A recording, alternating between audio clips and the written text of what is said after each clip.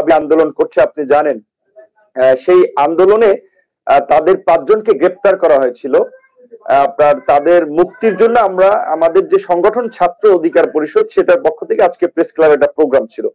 তো প্রসঙ্গক্রমে যেহেতু সারা দেশ তথা সারা বিশ্বের এখন টক অফ দা কান্ট্রি না শুধু ওয়ার্ল্ড বলতে পারেন যে Al Jazeera documentary all the prime minister's men, তো সেইটা নিয়ে একটু কথা বলেছি যে আপনার এটা ঠিক যে আপনার আল জাজিরার রিপোর্টে আমরা যেটা বলেছি যে আপনার যথেষ্ট সত্যতা রয়েছে।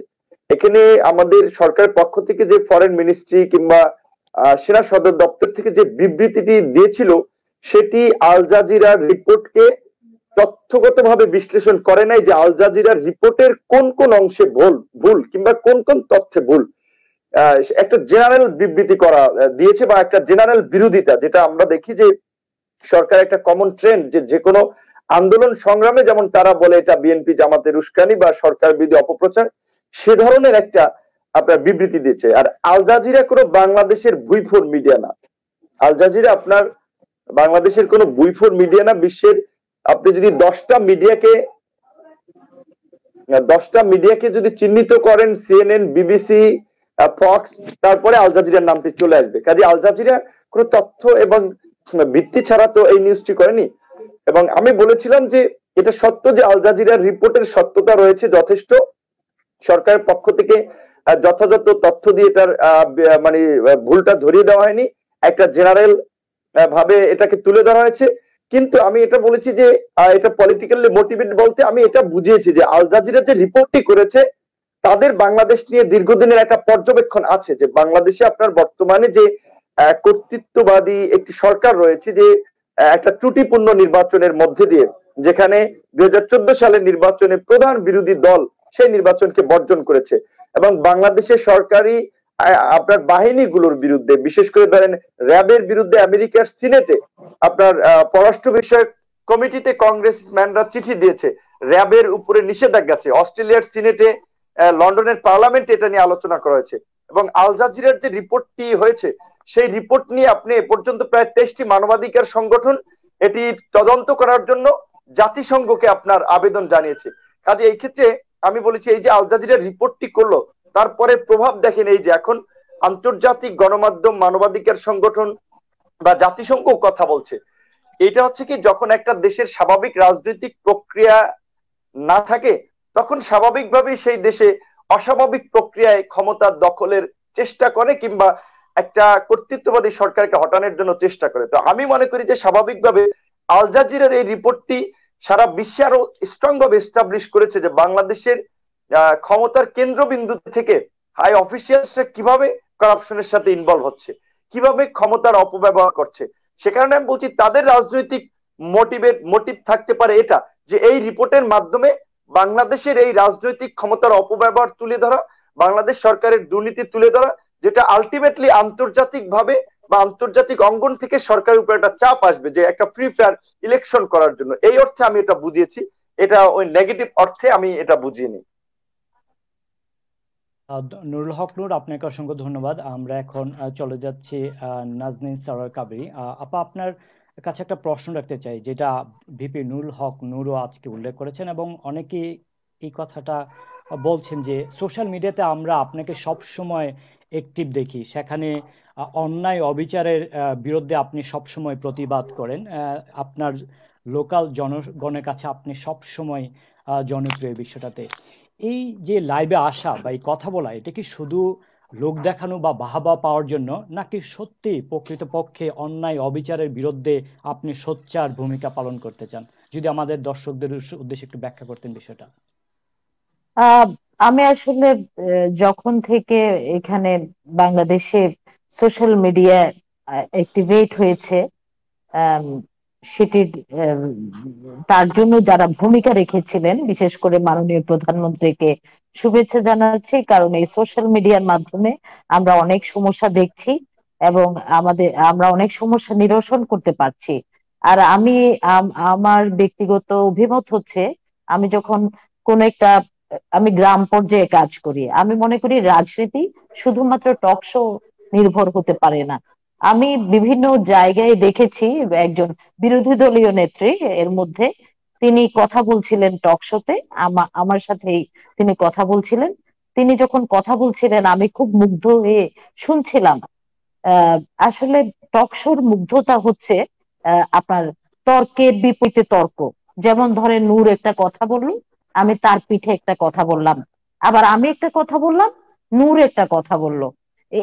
এভাবে কিন্তু সমস্যার সমাধান আসবে না। আমাদের যে কোনো লক্ষ্যেই সোনার বাংলা এবং আমাদের যে কোনো লক্ষ্যেই একটি উন্নত বাংলাদেশ গঠনের জন্য সবাইকে সমালোচনা হোক, আলোচনা হোক, এগিয়ে নিয়ে যেতে হবে। আমি তখন বিরোধী দলীয় নেত্রীটাকে বলছিলাম যে আপা, আপনি যখন কথা বলছিলেন মনে হচ্ছিল সেই ছোটবেলায় আমরা যখন বিতর্ক প্রতিযোগিতা করতাম, যে একটি যুক্তি তর্ক দিতেই হবে, ঠিক সেরকম। আপনারা কি মাঠ পর্যায়ে যান? আপনারা কি শুধুমাত্র এই যে ফেসবুক লাইভ কিংবা আপনার টিভিতে টিভিতে টক শো টিভিতে টক শো করে এমন অনেক বড় বড় নেতা আমি দেখি, যারা কথার ফুল ঝুরি জানেন, যারা তর্কের পরে তর্ক জানেন, যাদের কাছে অনেক রেফারেন্স আছে, যারা অনেক পড়ালেখা করে কিন্তু তারা টক শো গুলো করেন। এই টক শোটা আসলে আমাদেরকে রাজনীতির ক্ষেত্রে যেমন একটি ক্ষেত্রে যেমন আমাদেরকে উন্নত করছে, অন্য ক্ষেত্রে কিন্তু আমাদেরকে স্থবির করে রাখছে। আমি আসলে গ্রাম পর্যায়ে কাজ করি। আমাদের আহ, আপনার শতকরা 80% মানুষ কিন্তু সাধারণ অসহায় কৃষক। আমি অসহায় মানুষ নিয়ে কাজ করি। আমি মনে করি যে আমাদের যে লক্ষ্যে এই দেশ স্বাধিকার আন্দোলনের জন্য যে 30 লক্ষ শহীদ হয়েছিলেন, তাদের মূল লক্ষ্য ছিল শোষণ মুক্ত সমাজ গঠন এবং সাধারণের জন্য অধিকারের একটি দেশ আমরা গঠন করেছিলাম। এবং সেই লক্ষ্যেই আমি কিন্তু এখানে আমাদের সংসদ সদস্য, আমাদের উপজেলা চেয়ারম্যান, আমাদের ইউপি পরিষদের চেয়ারম্যান, এমনকি এমইউপি পর্যন্ত যেসব কাজগুলো করতে চান না, অবহেলা করেন, আমি সেই সব কাজগুলো খুব সাধারণের পাশাপাশি গিয়ে এজন্যই করি, আমি তরুণদেরকে উজ্জীবিত করি এবং আমি আরো অসহায়দের দৃষ্টি আকর্ষণ করবার চেষ্টা করি, তারা যেন তাদের বিপদে এটলিস্ট আমাকে ডাকে। এবং এর মাধ্যমে আমি দেখেছি যে যারা ভূমিদস্যু তারা এক ধরনের ভয় পেয়েছে, এবং যারা প্রশাসনের দিক থেকে যারা অত্যাচার চালাচ্ছিল তারা নির্বিকার হয়েছে, তারা ভয় পাচ্ছে, এবং যারা অসহায় তারা আলোর মুখ দেখতে পাচ্ছে। আমরা আসলে একটা ডিফারেন্ট একটি রাজনীতির পরিবেশ তৈরি করতে চাই, যেখানে খুব সাধারণের অসহায় মানুষের অধিকার প্রতিষ্ঠিত হতে হবে।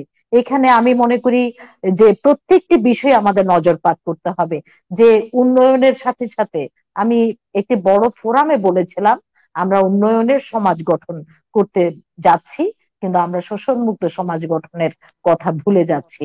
এই শোষণমুক্ত সমাজ গঠনের জন্য আমি আসলে একেবারেই কি বলবো, অবিচল এবং আপোষহীন। জি, আমরা ধন্যবাদ। আপনার কাছে উন্নয়নের গল্প শোনার জন্য আমি আপনার কাছে আবার আসবো। আমরা এই মুহূর্তে চলে যাচ্ছি নুরুল হক নূর আপনার কাছে একটা প্রশ্ন রাখতে চাই। জনাব নুরুল হক নূর, আপনি কি মনে করেন যে বর্তমান সোশ্যাল মিডিয়া যে ধরনের ভূমিকা রাখছে সেটা গণমাধ্যমের বিকল্প হতে পারবে কিনা? এটা আপনার কিভাবে মূল্যায়ন করবেন এই বিষয়টাকে? এটা অলরেডি হচ্ছে বাংলাদেশের প্রেক্ষাপটে সোশ্যাল মিডিয়া আপনার গণমাধ্যমের একটা বিকল্প হিসেবে ভূমিকা রাখছে। কারণ আপনি দেখেন আপনার এই প্রোগ্রামটি এই মুহূর্তে লাইভে প্রায় হাজার হাজার মানুষ দেখছেন। এমনকি কিছু কিছু আমি বিভিন্ন প্রোগ্রাম গুলো দেখেছি, আপনার এত পপুলার এবং মানুষের এত ইন্টারেস্ট থাকে যে মানুষ আগ্রহ নিয়ে দেখে, ডিসকাশন গুলো শোনে। টিভির প্রোগ্রাম নিয়ে এটা আমি দেখি না। বেসিক্যালি আমি ঢাকা ইউনিভার্সিটির ছাত্র, আমি ডাকসুর বিপি ছিলাম। রাজনীতি আমরা তরুণ, অবশ্যই আমরা শিখি বিভিন্ন গুণীজনদের কাছে। দেন একসময় টক শোতে আসিফ নজরুল কিংবা ডক্টর আকবর আলী খান, ডক্টর সলিমুল্লাহ, এরকম ধরেন আওয়ামী লীগের বা বিএনপির সিনিয়র বা জ্ঞান গর্ভর যারা আলোচনা করেন, যাদের যোগ্যতা আছে সেই ধরনের, তারা টক শো করতো। কিন্তু এখন মিডিয়াগুলো দেখেন টক শো করে কারি নিউজে সাহেব বিশ্ব বাটপার, মানে ভুয়া করোনার সার্টিফিকেট দিয়ে বাংলাদেশকে আপনার বেজ্জতি করলো। এ হচ্ছে টক শোতে জাতিকে সবক দিছে যে দুর্নীতিমুক্ত সমাজ করতে হবে, এই সরকার দুর্নীতির বিরুদ্ধে ছাড় দেয় না। এরকম অনেক বইফোর লোক আছে দেখবেন, যাদের অনেক সময় পলিটিক্যাল ডেজিগনেশন নাই। আজকে নাজির সারার কাবিরা উনি একটা ছাত্র সংগঠন করার মাধ্যমে মূল দলের জায়গা পেয়েছেন, তার একটা পরিচয় আছে, তিনি সাংগঠনিক সম্পাদক। আমি ডাকসুর ভিপি, এখন একটা সংগঠন, আমার একটা পরিচয় আছে। অনেক মানুষের দেখবেন তাদেরকে পরিচয় করিয়ে দেয় টিভি গুলা আওয়ামী লীগ নেতা, তার কোনো পদ পদবি নাই। বিএনপির বিশিষ্ট নেতা, পদ পদবি নাই, মানে নেতাদের পিছনে ঘুরে। আর টিভি মিডিয়ায় দেখা যায় দু চারজন সাংবাদিক টাংবাদিক কিংবা কাছের কিছু ছোট ভাই বড় ভাই থাকে, কিংবা কাউকে টাকা দিয়ে আপনার টকশোতে গিয়ে একটা মানে নিজের পরিচিতি বাড়ায়। এই ক্ষেত্রে টিভি টেলিভিশন গুলোর অনুষ্ঠানগুলো তাদের গ্রহণযোগ্যতা হারাচ্ছে এবং খবরের বিশেষ করে অনেক ক্ষেত্রে সত্যতা আপনার বিভিন্ন ভাবেই বিকৃত হচ্ছে। বিশেষ করে ধরেন বর্তমানের যে ডিজিটাল নিরাপত্তা আইন, এই আইনের কারণে অনেকেই আপনার অনেক কিছু লিখতে কিংবা অনেক কিছু দেখাতে ভয় পায়। যেমন আমি দেখেছি ধরেন নাজনীন কাবেরী আপার একটা ভিডিও, যে ওনার দলীয় এমপি, ওনাদের কক্সবাজারের যে আপনার আব্দুর রহমান বদি সাহেব, তার একটি ছেলে তার স্বীকৃতি চেয়েছে যে তার মাকে মানে এই সন্তানটি আব্দুর রহমান বদি সাহেবের। এটা আমি দেখেছি তার ভিডিও থেকে। তিনি তার দলের একজন সংসদ সদস্যরও অপকর্মকে তিনি প্রতিবাদ করেছেন। এটি তো হওয়া উচিত। দল করলে দলের অপরাধীদের বিরুদ্ধে দলের মধ্যে থেকে সোচ্চার হতে হবে, তাহলে দল শুধরাবে। ঠিক একইভাবে আমিও মনে করি আমার সহকর্মী সহযোদ্ধা তাদের অপরাধ থাকলে আমার প্রতিবাদ করা উচিত। এখন এটা কিন্তু মূলধারার গণমাধ্যমে এগুলো বা এরকম অনেক ঘটনা আছে যেগুলো উঠে আসে না। সেটা আমি দেখেছি উনি লাইভ করে। এর আগে আপনার তাদের একটা কি যেন পিএম খালিনা যেন কি দেখলাম মাদ্রাসায় কারা যেন হামলা করছে, সেটাও উনি দেখেছি একটা লাইভ করেছে। গণমাধ্যমে কেন এই জিনিসগুলো আসে না? বাস্তব কথা হচ্ছে যে গণমাধ্যম ধরেন প্রথমত হচ্ছে যে এই দেশের যে বিশেষ করে ডিজিটাল নিরাপত্তা আইন মুক্ত সাংবাদিকতা বা স্বাধীন সাংবাদিকতার ক্ষেত্রে একটি বড় অন্তরায়। তাছাড়া হচ্ছে অনেক ক্ষেত্রে আপনার গণমাধ্যম আসলে সরকারের বিরুদ্ধে যায় এমন নিউজ অনেক ক্ষেত্রে প্রকাশও করতে চায় না। সেই ক্ষেত্রে গণমাধ্যমগুলো তাদের গ্রহণযোগ্যতা হারাচ্ছে, এটা বলার অবকাশ নাই। এবং যেটা প্রমাণ হচ্ছে, আমি সোশ্যাল মিডিয়া এই ধরনের টকশো আলোচনাগুলো আমি দেখেছি লাখ লাখ ভিউয়ার হয়। তাহলে দেখেন মানুষ আপনি এগুলো দেখছে কেন দেখছে? এখানে কিছু শুনতেছে, ইফেক্টিভ কিছু আলোচনা শুনতেছে। এখানে আমি দেখেছি যে আপনার কিছু অনেক সমস্যা সোশ্যাল মিডিয়ার ভিডিও ভাইরাল হওয়ার পরে প্রশাসন সেখানে গিয়েছে কিংবা আপনার অভিযুক্তরা আইনের আওতায় এসেছে। কাজে সেই ক্ষেত্রে অবশ্যই আমি মনে করি বিকল্প মাধ্যম না, এখন বড় একটি মাধ্যম হয়ে উঠেছে গণমাধ্যম হিসেবে সোশ্যাল মিডিয়ার একটা বড় ভূমিকা রয়েছে এবং আগামীর দিনে এটা আরো হবে। যেমন আমেরিকা বলছে যে আপনার এই ডিজিটালাইজেশন এই যুগে 2060 সালে তারা পেপারলেস হবে। বাংলাদেশে অবশ্যই ডিজিটালাইজেশন হচ্ছে এবং আরো সামনের দিনগুলোতে হবে। সেই ক্ষেত্রে আপনার যেহেতু গণমাধ্যম যদি সামনের দিনগুলোতে এরকম যেটা বলে যে মরার মতো অবস্থা থাকে, যে কথা বলতে পারবে না, সমস্যা তুলে ধরতে পারবে না, প্রভাবশালীদের বিরুদ্ধে নিউজ করতে পারবে না, সোশ্যাল মিডিয়াতে তো মানুষ সাহস নিয়ে কথা বলছে, প্রতিবাদ করছে, লিখছে, লাইভ করছে। সেই ক্ষেত্রে কিন্তু সামনের দিনগুলোতে আমার মনে হয় বাংলাদেশের প্রেক্ষাপটে সোশ্যাল মিডিয়ার জনপ্রিয়তাটা আরো বাড়বে। এবং আপনি যদি দেখেন পৃথিবীর বিভিন্ন দেশে আমার মনে হয় টুইটার সবচেয়ে ধরেন পশ্চিমা বিশ্বে একটু জনপ্রিয় বেশি, বাংলাদেশে কিন্তু ফেসবুক ব্যাপক জনপ্রিয়। এই ফেসবুকের মতো সোশ্যাল মিডিয়ার জনপ্রিয়তাটা আমার মনে হয় সামনে আরো বাড়বে। জি জনাব নুরুল হক নূর, আপনাকে অসংখ্য ধন্যবাদ। আমরা এখন চলে যাচ্ছি নাজনীন সাওয়ার কাবেরী আপার কাছে। আপা, আপনি নিশ্চয়ই জানেন বাংলাদেশের যুব সমাজকে ধ্বংসের দ্বার প্রান্তে নিয়ে গেছে ইয়াবা। আপনি যদি আমরা কি করতে পারি এই বিষয়টা যদি বলি, যে দেখ বাংলাদেশের আপনার কক্সবাজার জেলা প্রশাসন থেকে শুরু করে আপনার স্থানীয় পর্যায়ে রাজনীতিবিদ এবং এমপি এই ইয়াবার সাথে জড়িত। আপনার নাম না বললে নয়, যেমন আমাদের বদি সাহেবের কথা উল্লেখ করছেন, অনেকে ওনাকে ইয়াবা বদি হিসেবে উল্লেখ করেন। একজন স্থানীয় রাজনীতিবিদ এবং একজন সংসদ সদস্য যখন ইয়াবা ব্যবসার সাথে জড়িত থাকে, সেখানে আমরা কি আশা করতে পারি? এবং আপনি কি মনে করেন এটা একটা রাজনৈতিক ব্যর্থতা আওয়ামী লীগের জন্য, একজন গডফাদারকে সংসদে নিয়ে যাওয়া বা তার পরিবারের সদস্যদেরকে সংসদে নিয়ে যাওয়া, এটা কি আওয়ামী লীগের ব্যর্থতা কিনা মনে করেন? প্রিয় উপস্থাপক রাশেদ, সুখবর যে আজকে কক্সবাজারের ইতিহাসে কিংবা বাংলাদেশের ইতিহাসে যে সর্ববৃহৎ ইয়াবার চালান ধরা পড়েছে, সেটি একটি বোটে করে আপনার এখানে বাকখালী নদীতে আপনার কক্সবাজার জেলা পুলিশ 14 লক্ষ ইয়াবা 14 লক্ষ পিস ইয়াবা একসাথে ধরেছে। এবং সেই ইয়াবা ব্যবসায়ীর ঘরে গিয়ে তারা একই সাথে 2 বস্তার 1000 টাকার নোট, যেটি নাকি প্রায় 5 কোটি টাকার মতো তারা একসাথে পেয়েছে, এবং বোর্ড থেকে তারা 14 লক্ষ পিস ইয়াবা ধরেছে কক্সবাজার পুলিশ সুপারের নেতৃত্বে। এবং এর আগে এটা কি আজকে আপা? কিছুক্ষণ, এটা কি আজকে? এটা আজকে সন্ধ্যায় এই 1-2 ঘন্টা আগে। আরো মজার ব্যাপার যে কিছুক্ষণ আগে আরো কত লক্ষ ইয়াবা কক্সবাজার জেলা পুলিশ, ডিবি পুলিশ ধরেছে। তো এখানে আমি একটি কথা বলতে চাই যে এর আগে এত বড় ইয়াবা ধরা পড়েনি কেন? আমি আসলে যে কোনো কাজ এগুলো সরকার বিরোধী নয়, যে কোনো সংশোধন কখনো সরকার বিরোধী হতে পারে না আমার দৃষ্টিতে। আমি যদিও আওয়ামী লীগের আহ, একজন নিঃস্বার্থ কাজ করি, কর্মী, এবং আমি বঙ্গবন্ধুর আদর্শকে অনুসরণ করি, আমি মাননীয় প্রধানমন্ত্রীকে আমার প্রধান নেত্রী হিসেবে জানি, কারণ মাননীয় প্রধানমন্ত্রী কিন্তু আহ এই দেশটিকে টেনে টেনে একা নিয়ে যাচ্ছেন। তাকে সহযোগিতা করবার মতো মানুষ অত্যন্ত সীমিত। এবং এই যে ইয়াবা ধরা পড়েছে ব্যাপক সংখ্যক, আজকে সন্ধ্যা থেকে এখন পর্যন্ত, ঠিক এই মুহূর্তে আমি খবর পেলাম আরো বড় চালান ধরা পড়েছে। তো এটির ফল হচ্ছে যে এক সময় আমি একটি কথা বলেছিলাম, পুলিশ ইয়াবা ব্যবসার সাথে জড়িত, পুলিশ সুপার, কক্সবাজার জেলা পুলিশ সুপার ইয়াবা ব্যবসার সাথে জড়িত। আমি পুলিশ সংস্কার চেয়েছিলাম, আমি আন্দোলন করেছিলাম যখন সিনহাকে হত্যা করা হলো। ওসি প্রদীপ, ওসি টেকনাফ থানার ওসি প্রদীপ, আমি কিন্তু আপনার খুব একেবারে রাস্তায় নেমেছিলাম যে পুলিশ সংস্কার করতে হবে, পুলিশ সুপারের নেতৃত্বে ইয়াবা ব্যবসা হচ্ছে। আমি এমন ভাবে আন্দোলন করছিলাম, আসলে আমি আমাকে চিনছিলাম না। আমি আমার লক্ষ্যে অটল ছিলাম যে এই ইয়াবা ব্যবসার ভাগ কারা নিচ্ছে দেখতে হবে। আহ সে সময় আমার দলীয় অনেকেই আমাকে দল থেকে, মানে যে কোনো সময় আমি বহিষ্কার হতে পারি এমন একটি ভয় ভীতির ভিতরে তারা আমাকে নিয়ে যাচ্ছিলেন। আমি কিন্তু ভয় পাইনি, আমি অনড় ছিলাম। আমি ভাবছিলাম সত্যের পক্ষে আমি থাকব, এবং আমার সাথে আল্লাহ আছেন, এবং আমার একটা বিশ্বাস ছিল মাননীয় প্রধানমন্ত্রী এই কথাগুলো শুনলে তিনি আমার কথাগুলো বিশ্বাস করবেন। এবং সোশ্যাল মিডিয়াতে আমি এত বেশি এই কাজগুলো করতে গিয়েছি, যার ফলে মাননীয় প্রধানমন্ত্রীর দৃষ্টিগোচর হয়েছিল, যার ফলে 1480 পুলিশ আমাদের পুরো কক্সবাজার জেলায় নতুন ভাবে ঢেলে সাজিয়েছেন।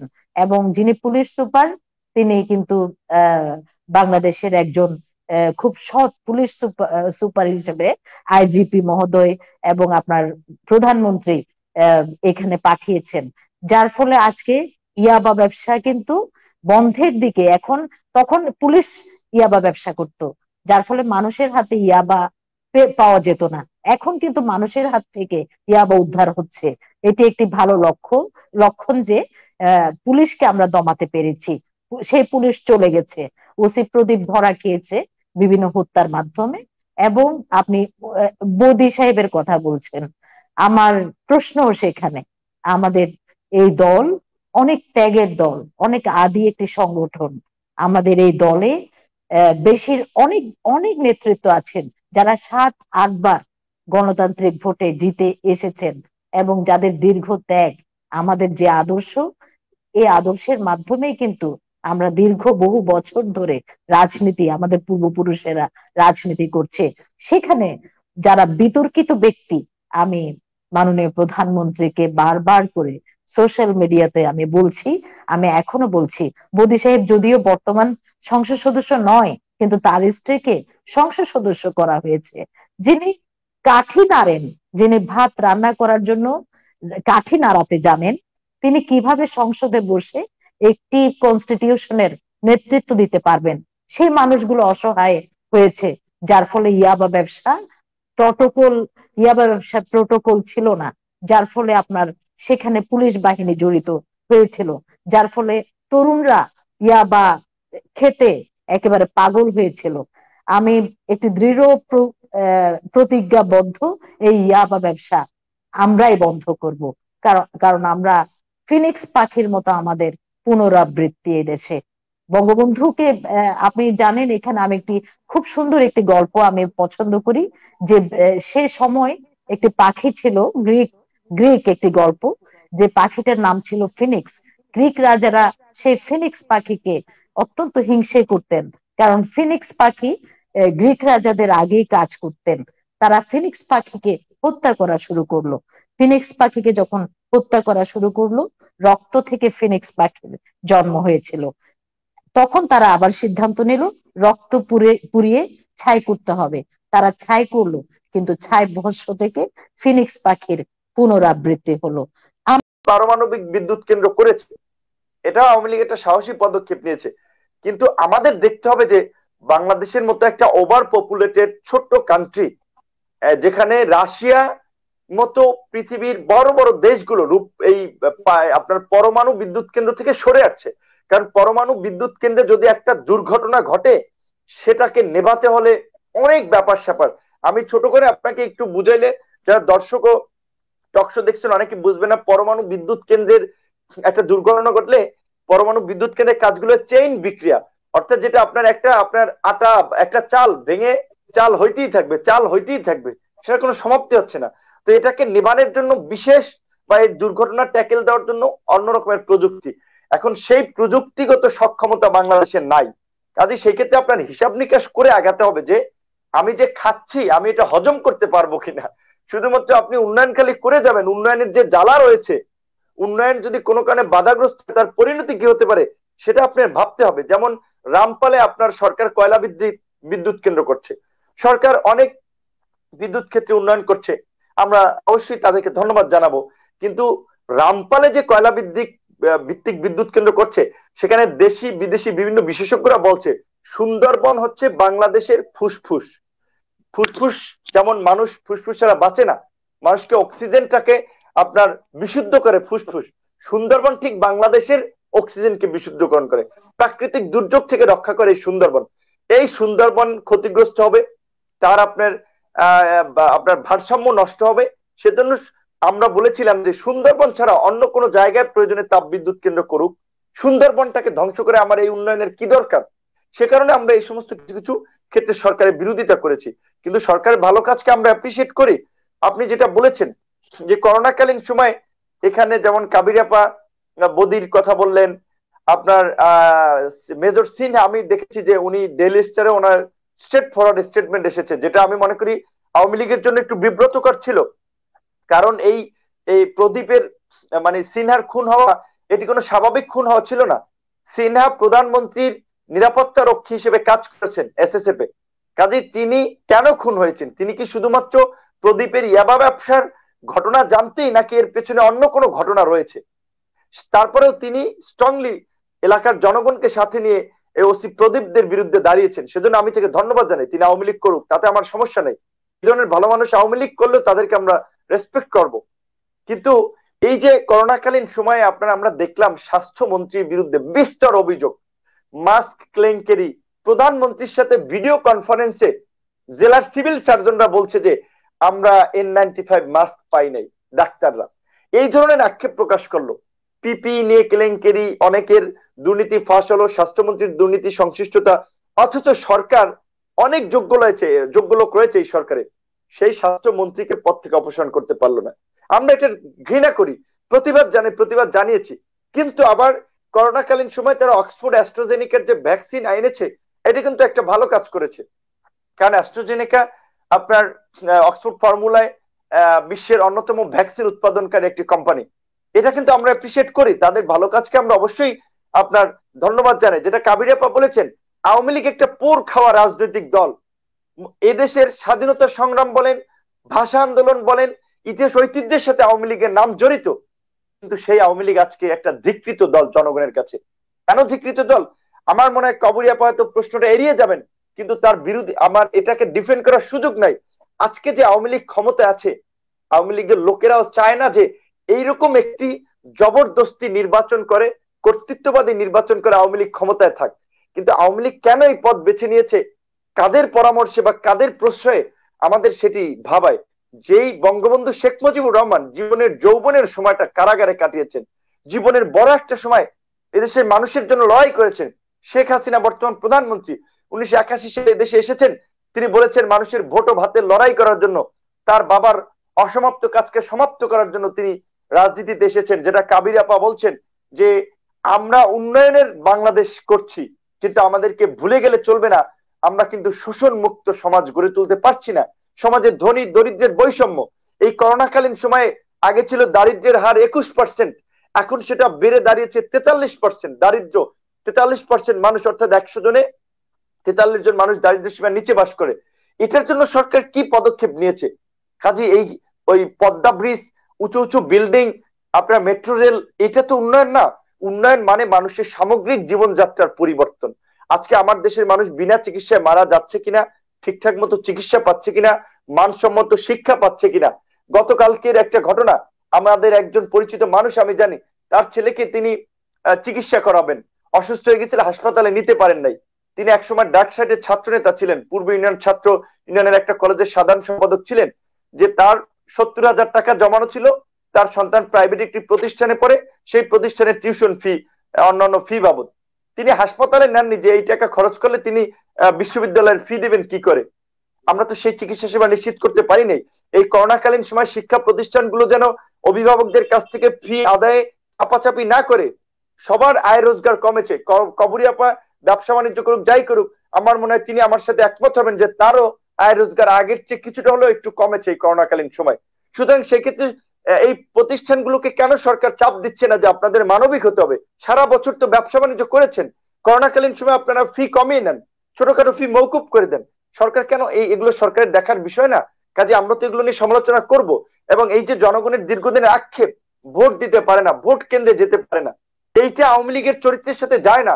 কিন্তু কেন আজকে আওয়ামী লীগ এই কাজ করছে? যেটা আওয়ামী লীগের সাধারণ সম্পাদক ওবায়দুল কাদের সাহেবের ভাই কাদের মির্জা বলেছেন যে শেখ হাসিনার সরকার মানুষের ভোটের অধিকার প্রতিষ্ঠা করেছে। আমি তার সাথে একমত যে ধরেন ভাতের অধিকার প্রতিষ্ঠা করেছে, কিন্তু ভোটের অধিকার প্রতিষ্ঠা করতে পারেনি। তিনি কথা বলছেন, অনেকে তাকে নিক্সন চৌধুরীর মতো লোক তাকে পাগল বলছেন, কেউ হাসি ঠাট্টা করছেন, কিন্তু তিনি কিছু কিছু কিন্তু সত্য কথা বলছেন। চট্টগ্রামের মেয়রকে চ্যালেঞ্জ করেছেন যে এত পুরাতন নেতা, ত্যাগী নেতা, আপনার কেন কেন্দ্র দখল করতে হবে? কাজে এইটা আওয়ামী লীগের সাথে যায় না। সেই ক্ষেত্রে আমরা আওয়ামী লীগের এই দুর্বৃত্তায়নের সমালোচনা করি, আওয়ামী লীগের ভালো কাজের কখনোই সমালোচনা আমরা করি না, সেটার অবশ্যই প্রশংসা করি। জনাব নুরুল হক নূর, আপনাকে অসংখ্য ধন্যবাদ। আমরা এখন চলে যাচ্ছি কাবির আপার কাছে। কাবির আপা, গত 11ই নভেম্বর 2020 আপনি একটি সংবাদ সম্মেলন করেছিলেন। ওই সংবাদ সম্মেলনে আপনি আইনজীবী রানা দাশগুপ্তের পদত্যাগ চেয়েছিলেন আন্তর্জাতিক অপরাধ ট্রাইব্যুনালের পদ থেকে। এটা কি কারণে আপনি তার পদত্যাগটা দাবি করেছিলেন? আমাদের দর্শকদের উদ্দেশ্যে যদি একটু ব্যাখ্যা করতেন প্লিজ। হ্যাঁ, আমি আসলে একটু ভিপি নূরের প্রসঙ্গে আসছি, যে করোনার ক্রান্তিকালে, করোনার সময়ে আমাদের সরকার কিন্তু পর্যাপ্ত সাধারণের জন্য পর্যাপ্ত খাদ্য সামগ্রী পাঠিয়েছেন। এবং মাননীয় প্রধানমন্ত্রী করোনাটাকে একটা জেলা পর্যায় থেকে যেভাবে সেবা দিয়েছেন, যতগুলো টাকা সাধারণের জন্য বরাদ্দ দিয়েছেন, আমরা আসলে জেলা পর্যায়ে থাকি, আমরা দেখেছি। এটি অত্যন্ত সত্য কথা। আবার আরেকটি কথা যে মাননীয় প্রধানমন্ত্রী যে ভিশন 2021, ভিশন 41 এর দিকে যাচ্ছেন, এই ধরনের টার্গেট সমৃদ্ধ কোন নেত্রী অথবা নেতা এই দেশে আর হবে না। মাননীয় প্রধানমন্ত্রী দেখেন, আমাদের এই কক্সবাজারে আগামী 2 বছর পর এয়ার শো হবে, যেটি অকল্পনীয়।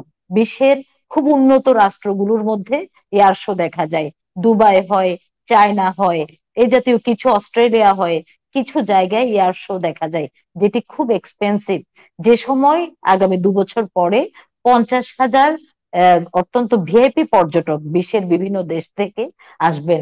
আমাদের এই জেলায় ইন্টারন্যাশনাল এয়ারপোর্ট হয়ে গেছে, এখানে আপনার রেলপথ চলে এসেছে, এখানে আপনার যে সমুদ্র গবেষণা ইনস্টিটিউট, যেখান থেকে আমরা গভীর সমুদ্র থেকে আমরা খনিজ সম্পদ আহরণ করব, এমন প্রচেষ্টা আজকে সফলতার দিকে। এবং সবচেয়ে মাননীয় প্রধানমন্ত্রীর ক্ষমতার প্রথম দিক থেকে যে আমরা সমুদ্র জয় করেছিলাম, বাংলাদেশের সমান 55,598 বর্গ মাইলের কাছাকাছি আমরা কিন্তু আরেকটি বঙ্গোপসাগরের একটি অংশ আমরা জয় করেছি, যেটি বাংলাদেশের কোন দলের নেতা নেত্রীর দ্বারা সম্ভব না। আজকে আওয়ামী লীগের বিভিন্ন নেতাদের আমরা সমালোচনা করছি, কারণ আসলে আমাদের ভেতরে কিন্তু গণতন্ত্র টকবক করছে। আমরা কথা বলতে চাই, আমরা চাই বিরোধী দলীয় যেসব আমাদের দলের যেসব সীমাবদ্ধতা আছে, সীমাবদ্ধতা থাকবে। বিএনপির কথা যদি বলি, যে প্রধান বিরোধী দল যাদের অধিকাংশ মানুষ আওয়ামী লীগের পাশাপাশি মানুষ ধানের শীষ মার্কায় ভোট দেয়, মূলত তাদের কোনো টার্গেট ছিল না, তাদের কোনো আপনার ভিশন ছিল না।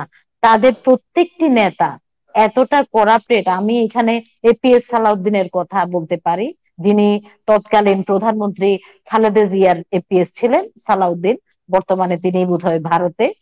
তিনি যে কি পরিমাণ মানুষকে নির্যাতন চালিয়েছেন, আপনারা পেকুয়া, চকরিয়া, কক্সবাজারের দিকে যদি একবার ভিজিট করেন বুঝবেন।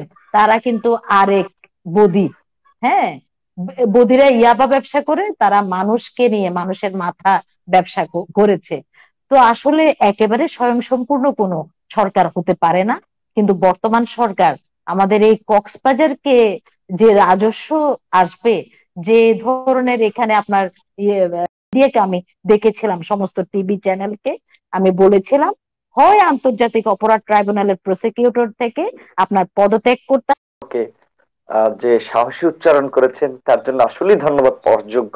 কারণ এটা রিয়াদ ভাই আপনি জানেন কিনা আমি জানি না, এবং দর্শকরাও অনেকে নাও জানতে পারে যে আসলে এরকম কিছু ব্যক্তিবর্গ আছে যাদের অদৃশ্য শক্তি থাকে। তিনি যেটা বলছেন এটা ঠিক, যে তার বিরুদ্ধে অনেক আওয়ামী লীগের বড় নেতাও কথা বলবে না, কারণ তাদের শক্তিশালী ব্যাকআপ রয়েছে। এবং এখানে কাবির আপা একটা কথা বলছে, এটা ঠিক, যে আমি বিশ্বাস করি যে ওনার দ্বারা কোন হিন্দু, বৌদ্ধ, খ্রিস্টান ধর্মের পরিচয়ে কোনো মানুষ ওনার কাছে বৈষম্যের শিকার হবে না। ঠিক, অথচ আমরা দেখি যে আমাদের দেশে বিভিন্ন সংগঠন আছে, ধর্মীয় সংগঠন, যেগুলো আসলে মানে নিজেরা বলে যে অসাম্প্রদায়িক চেতনার কাজ করছে, অসাম্প্রদায়িক বাংলাদেশ বিনির্মাণের লক্ষ্যে কাজ করছে, অথচ এরা কাজ করছে সাম্প্রদায়িক। এই যে ধরেন বাংলাদেশে এই যে হিন্দু, বৌদ্ধ, খ্রিস্টান ঐক্য পরিষদ হইলো, রানাদেশ গুপ্ত যার সাধারণ সম্পাদক, এখানে মুসলমানদেরকে নিলে কি হইতো, যে মুসলমান, হিন্দু, বৌদ্ধ, খ্রিস্টান ঐক্য পরিষদ, সব ধর্মের একটা ঐক্য পরিষদ হইতো, সেখানে তো মুসলমানদের নেয় নাই।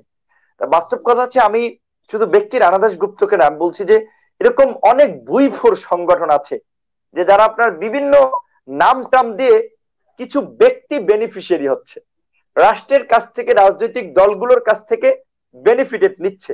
যেটা তিনি বলছিলেন, এই প্রশ্নটা আমরা জানতে পারি নাই, কারণ ওই সময় প্রদীপ নিয়ে এত ঘাটাঘাটি আমরা করতে পারিনি, জানলে তো আমরা প্রতিবাদ করতাম। তিনি ধরিয়ে দিয়েছেন, আওয়ামী লীগের লোক হয়ে এক প্রকারের আওয়ামী লীগেরই একটা অন্যায় নিয়ে প্রতিবাদ করেছেন। কারণ রানাদাস গুপ্তকে আন্তর্জাতিক অপরাধ ট্রাইব্যুনালের প্রসিকিউটর কিন্তু গভর্নমেন্ট নিয়োগ দিয়েছে, অর্থাৎ তিনি কিন্তু সরকারি সুবিধাভোগী।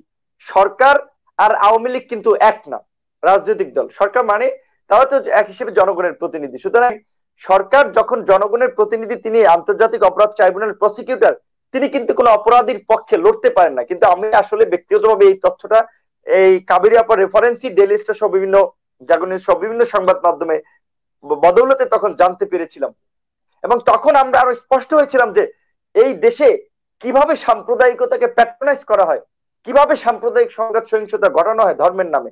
যে প্রদীপ হিন্দু বলে প্রদীপের পক্ষ নিচ্ছেন না বলে যে অভিযোগটি তিনি করেছিলেন, অথচ এই প্রদীপকে, প্রদীপ একজন কিলার, প্রায় 3 শতাধিক মানুষকে হত্যা করেছেন একাই। এবং আমি শুনেছি যে টেকনাফ অঞ্চলের আপনার মায়েরা নাকি বাচ্চাদেরকে ভয় দেখাতো যে ওসি প্রদীপ আসতেছে। তিনি এখানে একটা দানবে পরিণত হয়েছিলেন। অথচ দুর্ভাগ্য যে তিনি বিএনপির আমলেও পুরস্কৃত হয়েছেন, পদোন্নতি ঘটেছে, আওয়ামী লীগের আমলেও পদোন্নতি ঘটেছে। এই প্রদীপদের যোগটা কোথায়? এবং আমরা পেপার পত্রিকার বদলতে যেটা দেখেছিলাম, একজন সেনাবাহিনীর অফিসার, মানে মেজর, ঠিক কনস্টেবল, সাধারণ মানুষ না, তাকে হত্যা করার পরেও তিনি ইন্ডিয়ান হাই কমিশনে যোগাযোগ করেছিলেন। ইন্ডিয়ান হাই কমিশনে একটা মানুষ খুন করে কেন যোগাযোগ করবে? এটা আমাদের কাছে একটা প্রশ্নের বিষয়। এই কথাগুলো আমি বলছিলাম এই কারণে যে কাবির আপা যেটা বলছেন আমি ওনার সাথে একমত, এবং আজকে যারা দেখছেন আওয়ামী লীগ করেন, বিএনপি করেন, যে যে দল করেন না কেন, আমারও এই কমন একটা প্রশ্ন যে দেশটা আমাদের সবার, সুতরাং দেশটা কিভাবে ভালো চলবে, দেশের স্বাধীনতা সার্বভৌমত্ব কিভাবে অক্ষুণ্ণ থাকবে, এই বিষয়ে আমাদের অন্তত দলমত নির্বিশেষে একটা ঐক্যের জায়গায় আসতে হবে। যেটা কাবেরী আপা বলেছেন, যেটা আওয়ামী লীগের অনেক মানুষ বলে না। ভারতের প্রতি আমরা কৃতজ্ঞ, ভারত আমাদের মুক্তিযুদ্ধে সহযোগিতা করেছে। পশ্চিমবঙ্গের বিশেষ করে আসাম, ত্রিপুরা সহ অন্যান্য অঞ্চলের জনগণের কাছে আমাদের কৃতজ্ঞতা আজীবন থাকবে, যে তারা মুক্তিযুদ্ধে আমাদের 1 কোটি মানুষকে তারা আশ্রয় দিয়েছিল। কিন্তু তাই বলে আপনি যা ইচ্ছা তাই করবেন, বাংলাদেশের সীমান্তে রাডার বসিয়ে বাংলাদেশকে নজরদারি করবেন, বাংলাদেশের মধ্যে দিয়ে পণ্য পরিবহন করবেন বিনা শুল্কে, বাংলাদেশের জনগণকে কোনো মূল্যায়ন করবেন না, এটা তো হতে পারে না। ভারতের স্বাধীনতার প্রায় আজকে ধরেন আপনার আপনার সেই 47-এ স্বাধীন হলে এখন তো 2021 সাল, চিন্তা করেন কত বছর হয়েছে, মানে 50 প্রায় আপনার ধরেন 60-70-এর কাছাকাছি। এই এত বছরেও ভুটানের রাষ্ট্রপ্রধান ভারতের স্বাধীনতা দিবসে আমন্ত্রণ পায়, ভারতের চিরশত্রু পাকিস্তানের প্রধানমন্ত্রী রাষ্ট্রপতিও দাওয়াত পায়। আমাদের দেশে প্রধানমন্ত্রী রাষ্ট্রপতিকে রাষ্ট্রীয় মেহমান করা হয় না, কারণ ভারত ঠিক আমাদেরকে মুক্তিযুদ্ধে সহযোগিতা করেছে, কিন্তু তারা আমাদেরকে মুক্তিযুদ্ধের পর থেকেই হচ্ছে বাস্তবিক অর্থে তাদের একটা নিয়ন্ত্রিত রাষ্ট্র হিসেবে ব্যবহার করতে চেয়েছিল। এবং বঙ্গবন্ধু শেখ মুজিবুর রহমান যেটা এটা বুঝেছিলেন, তিনি সেটা হতে দেননি, যে কারণে তার হত্যাকাণ্ডের পেছনেও অনেক রাজনৈতিক বিশ্লেষক মনে করে যে ভারতের গোয়েন্দা সংস্থা বা ভারতের রাজনীতির একটা হাত রয়েছে। ঠিক একইভাবে জিয়াউর রহমানেরও, কারণ জিয়া এবং বঙ্গবন্ধুর, জিয়াউর রহমান সম্পর্কে অনেক বিতর্ক থাকতে পারে, তিনি সামরিক শাসক এই সেই, কিন্তু দুজন সাচ্চা দেশপ্রেমিক মানুষ ছিলেন। বঙ্গবন্ধু মুক্তিযুদ্ধের নেতৃত্ব দিয়েছিলেন, জিয়াউর রহমান কিন্তু বঙ্গবন্ধুর নেতৃত্বে সেই একজন মুক্তিযোদ্ধা হিসেবে মুক্তিযুদ্ধে অংশগ্রহণ করেছিলেন। আর্মি থেকে তিনি আপনার বঙ্গবন্ধুর অনুপস্থিতিতে বঙ্গবন্ধুর হাল ধরেছিলেন। তার কিন্তু আর্মি কুর জন্য তার ফাঁসি হতে পারতো, কাজী জিয়া বিএনপি করতে পারে, কিন্তু তাই বলে আমাদের ছোট করার সুযোগ নেই। কিন্তু এই দুজন দেশপ্রেমিক মানুষকেই সরিয়ে দিয়েছে, এর পেছনে অনেক আন্তর্জাতিক রাজনীতি রয়েছে। তো এই জায়গা থেকে আমি আপনাকে ধন্যবাদ জানাই যে ওনার একটা উপলব্ধি হয়েছে যে নিজের দেশের জনগণের স্বার্থ নিয়ে সোচ্চার থাকতে হবে, আমি যে দল করি না কেন। সেজন্য তিনি এরকম একজন প্রভাবশালী ব্যক্তির অন্যায়ের বিরুদ্ধে তিনি দাঁড়িয়েছিলেন। এভাবে তার অন্যায়ের বিরুদ্ধে প্রতিবাদটা যতদিন থাকবে, আমি ব্যক্তিগতভাবে নূর অন্য রাজনীতি করলেও তার প্রতি আমার এই শ্রদ্ধাবোধ থাকবে। এবং আপনি যেটা বলেছেন যে সরকারের কি যেন একটু আপনার বিষয়টা ছিল, সরকারের সুফল, সরকার দীর্ঘদিন ক্ষমতায় থাকার ফলে সুফল জনগণ পাচ্ছে, এটা ঠিক। দেখেন যে কোনো একটা সরকার, আপনি রাশিদুল হক রিয়াদকেও যদি বাংলাদেশের প্রধানমন্ত্রী বানিয়ে দেয়, কিংবা কক্সবাজারের মেয়ে নাজনীন সারোয়ার কাবেরী আপাও যদি বাংলাদেশের প্রধানমন্ত্রী হয়, তিনি একটা রাষ্ট্রীয় প্রোটোকল মেনটেন করে চলবেন, তার অনেক অ্যাডভাইজার থাকবে, বিভিন্ন বিষয়ের সচিবরা তাকে পরামর্শ দিবে, কাজে একটা দেশ তার স্বাভাবিক প্রক্রিয়া চলবে এবং উন্নয়ন হবে। উন্নয়ন হচ্ছে একটা চলমান প্রক্রিয়া, জনগণের ভ্যাট ট্যাক্স করে টাকা দেয় জনগণ, সেটা দিয়ে উন্নয়ন হয়। সুতরাং আওয়ামী লীগ সরকার যেহেতু দীর্ঘদিন ধরে ক্ষমতা আছে, উন্নয়ন হচ্ছে, এটা অস্বীকার করা হয় নাই। কিন্তু আমি আগেও যেটা বলেছি, উন্নয়ন বলতে আমরা পদ্মা সেতু, মেট্রো রেল কিংবা উঁচু উঁচু বিল্ডিং বলতে আমরা উন্নয়ন বুঝাবো না। যেটা কাবেরী আপা বলেছেন যে সমাজ থেকে শোষণ মুক্ত হয়েছে কিনা মানুষ, মানুষ নিপীড়ন মুক্ত হয়েছে কিনা। আজকে পুলিশ আছে, তিনি যেটা বলছিলেন যে পুলিশের বিরুদ্ধেও তিনি কথা বলেছিলেন, এটা অস্বীকার করার ওয়ে নাই। বাংলাদেশের অপরাধীদের সাথে পুলিশের একটা যোগসাজশ থাকে, এবং এই কক্সবাজার হচ্ছে ইয়াবার আপনার একটা উৎসস্থলের মধ্যে অন্যতম জায়গা। সেখানে পুলিশ যদি সোচ্চার হয়, র্যাব যদি সোচ্চার হয়, বদি কেন, বদির চেয়ে বড় রাজনৈতিক নেতাও পার পাবে না। যদি পুলিশ প্রশাসন সোচ্চার হয়, প্রধানমন্ত্রীর দপ্তরে যদি সেভাবে একটা জোরালো ভূমিকা নিতে পারে যে না মাননীয় প্রধানমন্ত্রী, আমরা আপনার হুকুম পালন করার জন্য আছি, কিন্তু যে দেশের যুব সমাজকে ধ্বংস করছে, আজকে পুরো সমাজকে আপনি দেখেন, কিছুদিন আগে ঢাকায় বেশ কয়েকজন যুবক যুবতীর মৃত্যু হয়েছে, অনেকে বলছেন তারা অতিরিক্ত মদ পানে মৃত্যু হয়েছে, নেশাগ্রস্ত অবস্থায়। কারা এই নেশাকে ছড়িয়ে দিচ্ছে? ঢাকা শহর বার লাইসেন্স দেওয়া আছে, মদ যারা খাবে তারা লাইসেন্স দিয়ে মদ খাচ্ছে। কিন্তু আজকে অহরহ আপনার, আমি তো বিশ্ববিদ্যালয়ের ছাত্র হিসেবে দেখেছি, ঢাকা বিশ্ববিদ্যালয়ের ছাত্র হিসেবে 31st নাইটে ছাত্ররা অবাধে বিভিন্ন জায়গা থেকে মদ হলে দিয়ে যায়। কারা দিয়ে যায়? এগুলো কেন রাষ্ট্র আইন শৃঙ্খলা বাহিনী দেখছে না? সেই বিষয়ে অবশ্যই আমাদের কথা বলতে হবে, কারণ রাষ্ট্রীয় এই ব্যবস্থার দুর্বলতার কারণে এটা আহ, জি, অ্যাকচুয়ালি হয়তোবা ইন্টারনেটের সমস্যার কারণে বিপিনুল হক নূর আমাদের থেকে তারা কেউ কেউ মুজিব কোড পড়ে ফেলেছে, মুজিব কোড পড়ে তারা ভূমিদস্যুতা করছে, কিন্তু তারা কিন্তু জি, আপা। ওই যে বিএনপি জামাতের নেতারা আজকে তাল মিলিয়ে ব্যবসা করছে আওয়ামী লীগের সাথে। দরকার কি? জি, আপা। কথা বলুক না না। আপা, আমি হ্যাঁ, আপনার কাছে একটা ধন্যবাদ। প্রশ্ন রাখতে চাই, ধন্যবাদ। যে আমি আপনার কাছে ধন্যবাদ। আপা, আমি আপনার কাছে একটা সম্পূরক প্রশ্ন রাখতে চাই, যে আপনি বলছেন যে নিরপেক্ষ নির্বাচনের কথাটা, এটা আপনি জানেন যে গত 1.5 সপ্তাহ আগে বাংলাদেশের 42 জন বিশিষ্ট নাগরিক আমাদের প্রেসিডেন্ট সাহেবের কাছে একটা স্মারকলিপি প্রদান করেছেন। এই স্মারকলিপিটা এভাবে, বা তার আগে 21 জন করেছিলেন, যে বর্তমান যে নির্বাচন কমিশন, তারা বিশ্বাস করেন এই নির্বাচন কমিশনের মাধ্যমে বাংলাদেশে কোনো সুষ্ঠু নিরপেক্ষ নির্বাচন সম্ভব নয়। তাছাড়া অত্যন্ত দুঃখজনক হলো সত্য, বঙ্গবন্ধু শেখ মুজিবুর রহমানের খুব কাছের একজন মানুষ, যার কাছ থেকে বঙ্গবন্ধু শেখ মুজিবুর রহমান রাজনীতির হাতে করি, সেই মাওলানা ভাসানীর মেয়ে এই শীতের রাতে শহীদ মিনারে বসে স্বাধীনতার 50 বছর পরে এসে ভোটের অধিকার চায়। এটা কি আমাদের জন্য দুর্ভাগ্য নয়? এটা কি এই দুর্বায়তন রাজনীতির কোনো অংশগ্রহণ নয়? আপনি কি মনে করেন এটা স্বাধীনতার 50 বছর পরে এসে এটা আমরা আশা করতে পারি? আসলে এটি তো স্বাধীনতার 50তম বছরে এটি যে একেবারে বিধৌত নগরী হয়ে যাবে, এটি যে একেবারে অনেক কিছু হয়ে যাবে তা কিন্তু নয়। এখানে প্রত্যেকটা মানুষের তাদের অধিকার নিয়ে কথা বলতে হবে। এবং মওলানা ভাসানীর মেয়ে শহীদ মিনারে দাঁড়িয়েছে, আমি স্যালুট করি। করুক না, সবাই কথা বলুক, সংশোধনের পথে আসুক। আমাদের গণপ্রজাতন্ত্রী সরকারের মাননীয় প্রধানমন্ত্রী তো তাই চান। আপনারা হয়তো জানেন না, আমরা খুব কাছে থেকে জানি।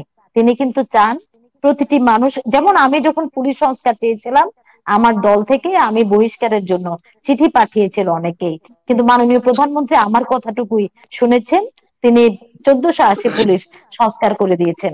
ঠিক তেমনি আমি মনে করি যে ক্রান্তিকাল থাকে, এত উন্নয়নের মধ্যেও যে যে উন্নয়নটি হচ্ছে সেটি কিন্তু অবিশ্বাস্য।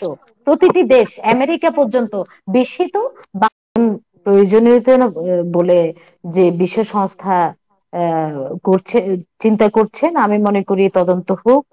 তবে আমি মনে করছি ইন্টারন্যাশনাল একটি বড় ষড়যন্ত্র এই সরকারের বিরুদ্ধে রয়েছে, মাননীয় প্রধানমন্ত্রীর বিরুদ্ধে রয়েছে। মাননীয় প্রধান, আমরা আসলে মানুষের এখন দেখেন, একজন সাধারণ অসহায় যখন ধর্ষিত হচ্ছে আমরা কথা বলছি, আমরা এটাকে অনেক বড় ইস্যু ভেবে নিচ্ছি। যখন হত্যা হয়, আমাদের জেলায় সবসময় হত্যা হয়, আমি হত্যার বিরুদ্ধে প্রতিবাদ করি, আমি চার্জশিট আনবার জন্য ভূমিকা রাখি, এবং খুব দ্রুত কিন্তু আমি চাপ সৃষ্টি করে চার্জশিট আনি। কিন্তু মাননীয় প্রধানমন্ত্রীকে, এই দেশে যিনি জাতির জনক, যিনি এই দেশটা স্বাধীনতা এনে দিয়েছিলেন, সেরকম একটি মানুষের মেয়েকে টানা 21 বার হত্যা করার অপপ্রয়াস হয়েছিল। সেখানেও কিন্তু আন্তর্জাতিক বিভিন্ন ষড়যন্ত্র কাজ করেছিল। যেভাবে ভিপি নূর যে একটু আগে যেটি বলেছিলেন যে বঙ্গবন্ধুকে হত্যার পিছনেও আন্তর্জাতিক চক্রান্ত ছিল।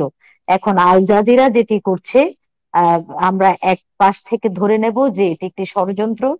তবুও বলবো, যারা তদন্ত করতে চায় তদন্ত হোক, এবং এর মাধ্যমে যে ভাবমূর্তি নষ্ট হবে আমি সেটি মনে করি না। কারণ আমাদের প্রত্যেকের জীবনে অনেক কিছু ঘটতে পারে। আমরা সবকিছু প্রকাশিত হয়ে